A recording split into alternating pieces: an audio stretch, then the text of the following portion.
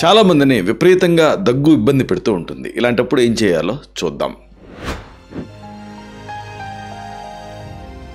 ఒక గోధుమ గింజంతా బరువున్న వస వేరుని పొడి చేసి కాచి చల్లార్చిన పాలతో కానీ తేనెతో కానీ కలిపి తీసుకుంటే దగ్గు, కఫం, గొంతు నొప్పి ఇలాంటి సమస్యలు పూర్తిగా తగ్గిపోతాయి. దీర్ఘకాలపు దగ్గు, గొంతులో ఆ నసని ఇలాంటి వాటిని తగ్గించడానికి వస వేరుతో తయారు చేసుకునే ఈ ఆయుర్వేద ఔషధం చాలా మంచి ఫలితాన్ని ఇస్తుంది. దీన్ని తయారు చేసుకోవడానికి కావాల్సింది ఒక చిన్న వస ముక్క, అలాగే పాలు, ఇంకా తేనె, ఇవి మాత్రమే. అంటే మీకు కావాల్సింది జస్ట్ ఒక చిన్న వస ముక్క, కొద్దిగా తేనె, ఇంకా కాచి చల్లార్చిన పాలు. ముందు ఒక వసవేరుని ఆ చిన్న ముక్కను తీసుకొని దాన్ని శుభ్రం చేయాలి.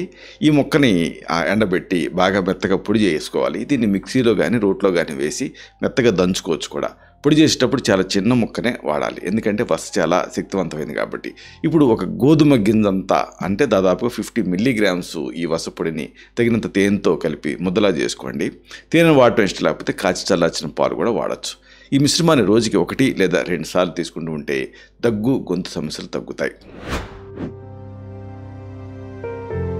వస స్వీట్ ఫ్లాగ్ని ఆయుర్వేదంలో చాలా ముఖ్యమైన ఔషధ కింద భావిస్తాం. దీని వృక్షశాస్త్ర నామం ఏంటంటే అకరస్ కెలామస్. ఈ మొక్కలో ప్రధానటువంటి రసాయన సమ్మేళనాలు ఉంటాయి. వీటన్నిటికీ కూడా ఔషధ గుణాలు ఉన్నాయి.